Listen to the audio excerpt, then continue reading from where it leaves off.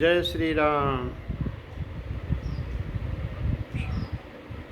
नारद जी जब काम को जीत लिए, इतने तपस्या में लीन हो गए कि कामदेव आए और कामदेव का कोई प्रभाव नारद जी पर नहीं पड़ा। तो नारद जी के मन में आया कि एक या तो शंकर भगवान काम को जीते थे या तो मैं जीता हूँ। तो गए अपने पिताजी के पास, ब्रह्मा जी के पास। ब्रह्मा जी से उन्होंने कहा कि पिताजी आपके आशीर्वाद से मैंने काम को जीत लिया। एक तो शंकर भगवान जीते थे, दूसरा मैं भी जीत लिया हूँ। ब्रह्मा जी सोचे कि अरे भाई, इनके अंदर अहंकार का अंकुर उत्पन्न हो गया है। तो उन्होंने कहा कि देखो नारद, हमसे कहे तो कहे जो है, शंकर भगवान से मत कहना। लेकिन माने नहीं नारद जी। शंकर भगवान के यहाँ जाके कहे कि हे प्रभु, एक तो आप जीते थे और आपके बाद आपके आशीर्वाद से मैं भी जीत लिया हूँ। तो शंकर भगवान बड़े चक्कर में पड़े। तो कहें देखिए, और तो कहीं नहीं ने कहे नहीं, केवल अपने पिताजी से कहे हैं और आपसे कह रहे हैं प्रभु। कहें ठीक है, जो कह दिए सो कह दिए, लेकिन अब विष्णु भगवान से मत कह दीजिएगा, नहीं तो बड़ी दिक्कत हो जाएगी। लेकिन अब उनके मन में आ गया कि अपने जीते हैं और हमारा इनको सुहा नहीं रहा है, और माने नहीं, चले गए विष्णु भगवान के यहाँ। जा कर के उन्होंने कह दिया कि प्रभु, आपकी ऐसी कृपा है कि या तो शंकर भगवान जीते थे या तो मैं आपके आशीर्वाद से जीत गया हूँ। उसके आगे का प्रसंग है। शंभुदीन उपदेश हित, नहीं नारद ही सुहान। भरद्वाज कौतुक सुनहु, हरिच्छा बलवान। यद्यपि शिव जी ने यह हित की शिक्षा दी, पर नारद जी को वह अच्छी न लगी। हे भरद्वाज, अब तमाशा सुनो, हर की इच्छा बड़ी बलवान है।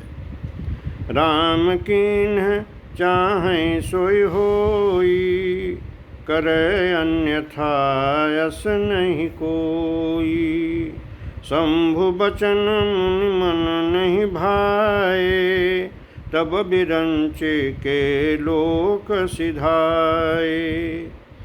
एक बार कर तल बर बीना, गावत हरि गुण गान प्रवीणा। क्षीर सिंधु गौने मुनिनाथा, जहाँ बस श्री निवास श्रुति माथा। हरसि मिले उठ रमानिकेता, बैठे आसन ऋषि समेता। बोले बिहसी चराचर राया, बहुते दिन न कीन्ही मुनि दाया।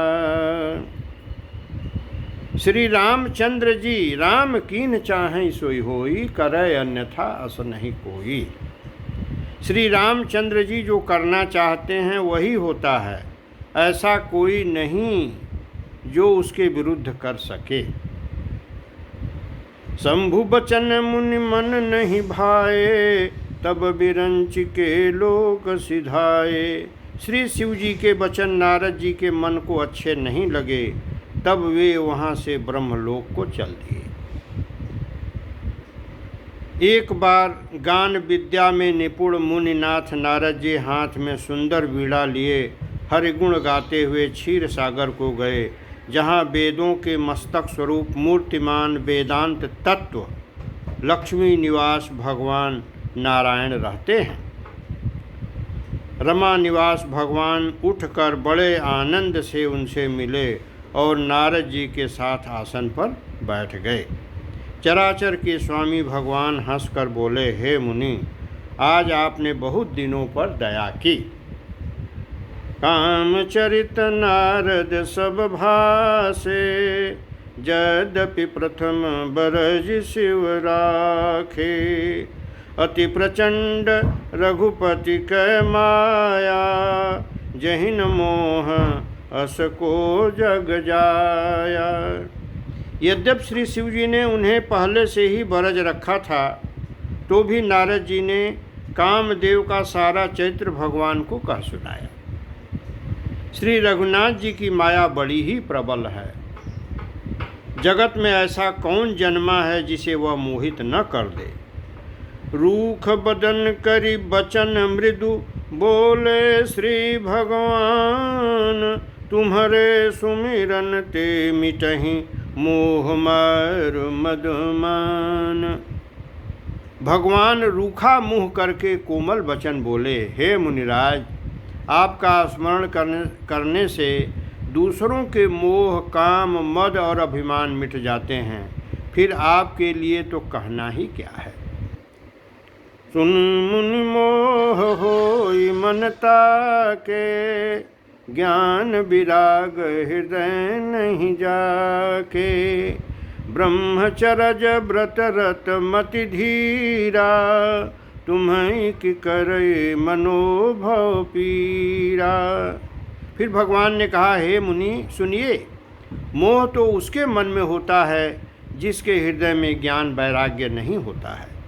आप तो ब्रह्मचर्य व्रत में तत्पर और बड़े धीर बुद्धि हैं, भला कहीं आपको भी कामदेव सता सकता है।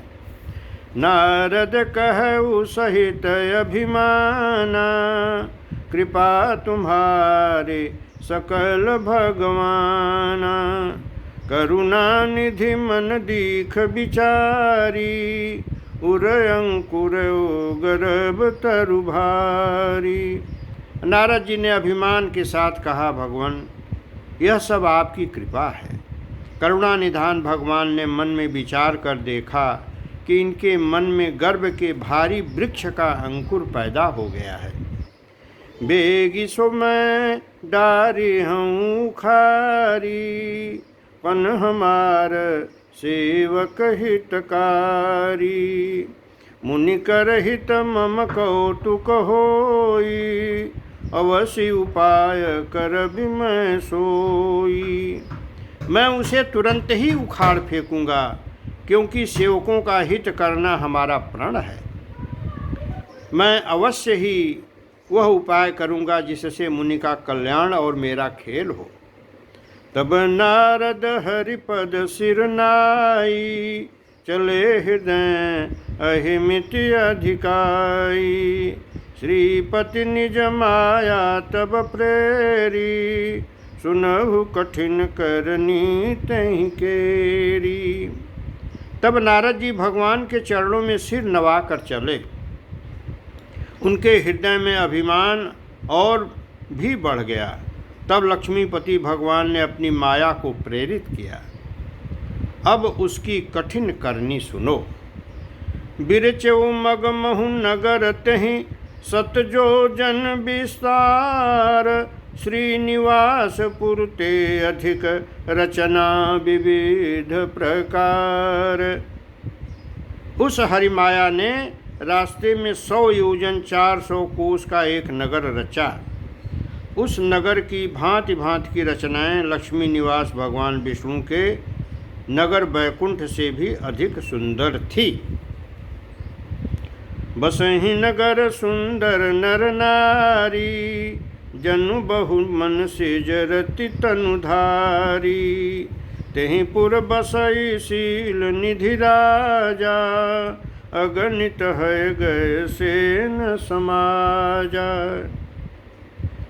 उस नगर में ऐसे सुंदर नर नारी बसते थे मानो बहुत से कामदेव और उसकी स्त्री रति ही मनुष्य शरीर धारण किए हुए हों।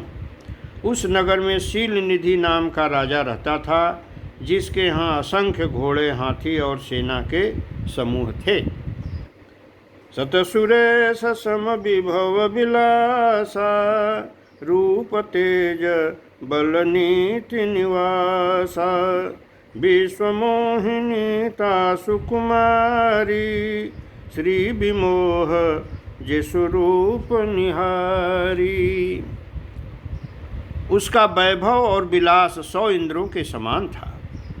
वह रूप, तेज, बल और नीति का घर था।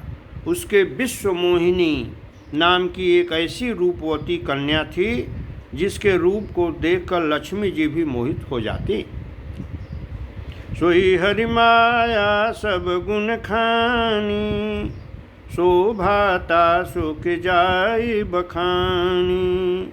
करई स्वयंवर सो नृप बाला, आए तह गणित महिपाला। वह सब गुणों की खान भगवान की माया ही थी। उसकी शोभा का वर्णन कैसे किया जा सकता है।